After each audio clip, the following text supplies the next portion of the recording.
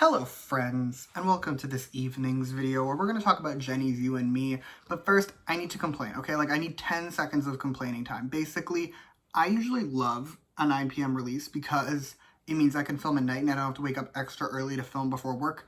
However, 3 major artists decided to come back this evening, and I'm kind of annoyed about it because, like, in addition to Jennie, the 127 album just dropped and the IVE single just dropped. Like, I'm tired.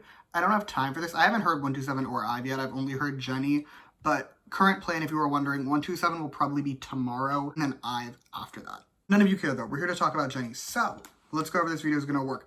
I'm going to run through primarily the original You and Me. However, I'm going to give you briefly my thoughts on the Coachella remix at the end because it's on this little single. But primarily the main one. I'm going to give you my thoughts on it. I'm going to give it a score out of 10 at the end. However, I do have a disclaimer before we continue, which is that everything I say in this video is just my opinion.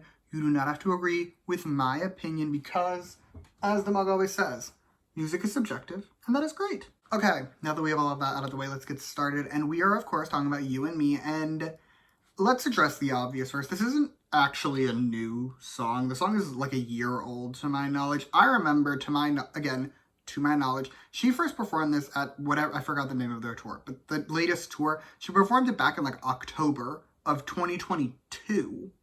So the official release is a bit late. Also, I had a vision when I was like getting ready to prepare this video. Hear me out.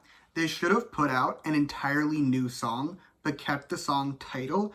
I feel like it could have gone either really well or really poorly, depending on how the song was received, because the people who loved this song and want an official release would have been pissed. But the other people, like people who were just like ambivalent, or maybe people who loved the new song, I just think it would have been a good marketing ploy. Like, you would have gotten a lot of discussion about the song for free, other than, again, we're talking about Jennie from Blackpink. Like, I don't think she's going to be short on media coverage. That said, I remember when I first saw the performance of this song, and I was like, oh, it's good. I like it.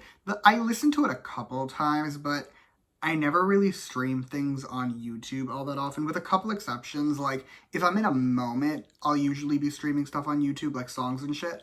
But I very rarely stream songs that are like exclusively available to me on YouTube. It's just not really something I do. I do most of my streaming through the Apple Music. And since this wasn't on there, I never really listened to it. However, it is now officially out. It's on Apple Music. There's a studio version. And I will say, the studio version is an improvement. It's not that Jennie sounds bad in the live version, it's just not as clear of audio. It doesn't sound as good. Most people don't sound better in live audio than they do in studio audio. Jennie is no exception. I think this version sounds better. But let's actually get into the song itself, shall we? Starting with the background music, it's pretty good.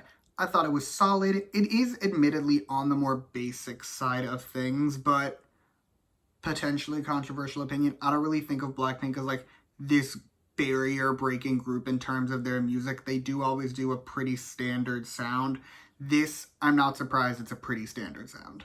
As for the verses, the first one is very good. It reminds me of something. Maybe someone can tell me what it reminds me of. Maybe it's just the deep thoughts in my mind of when I've actually heard the song before. Like, it could just be reminding me of this song. But it reminds me of something, and I can't tell what, and it's slowly driving me insane, but all you need to know is that I really like this verse. The second one, my feelings are a bit more complex. I don't like it as much as the first verse, but that's why it's complex, because it's really not that different from the first verse. In the grand scheme of things, they're very similar verses, so I don't know why I don't like the second one as much. I think it just has to do with the flow of the song, but I could be crazy. Now let's talk about my favorite part of the song, okay? The outro. This outro, it did. I would have made one slight change to it. Not the outro itself, just the song as a whole, which is I would have added one final chorus at the end. Outros can work for me, but I think more often than not, I personally prefer when a song ends with the chorus. That's just a me thing. This outro is still really good regardless. The pre-chorus, meanwhile, is also excellent. The background music there is probably my favorite part in the entire song, like of the background music. I think the background music there is the best, but also it just flows really well into the chorus, and I'm always here for that. The chorus itself, though, I cannot deny I'm personally a little underwhelmed. I don't remember if I was underwhelmed the first time I heard the song, but this time listening to it, I definitely am. I just feel like the entire song up until the chorus, like the first verse and the pre-chorus, we're building to a much stronger chorus, let's say, a much poppier chorus. And what we got, while not bad, I can still enjoy this chorus. It's just not as good as I would have expected, and I can't help but be a little disappointed. Big picture though, this is still an improvement for me. It's better than Solo. I have been a Solo anti since it came out, although I will concede, I heard it at Starbucks like a month ago. The Starbucks brand plays K-pop weirdly often, and not the songs you'd expect. Like, yeah, Jennie's pretty basic, but like, I've heard Chungha there, I've heard IU there. It's weird. I don't know who runs the music there, but they have good taste mostly. But I heard Solo. It's not as bad as I remember it being, but I never really liked the song. So in spite of the fact that I am not the biggest fan, like I don't think this is Blackpink's best solo ever, it is still an improvement. Okay, to briefly touch on the Coachella version, to my untrained ear, the only significant difference is the ending. They have different outros. They're both good. I do really like the Coachella one too. I just prefer the original slightly more. The rest of the song though, it's more or less the same. I couldn't really hear any significant differences. Maybe I missed it, I don't know.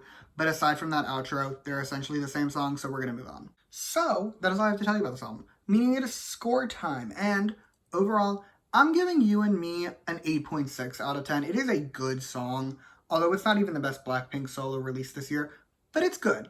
I enjoyed it enough. So yeah, 8.6 out of 10. And that is all I have for you today. Thank you so much for watching. Feel free to comment your thoughts on this song down below. Let me know how you feel. You can also like and subscribe if you want to or don't. I will be okay either way.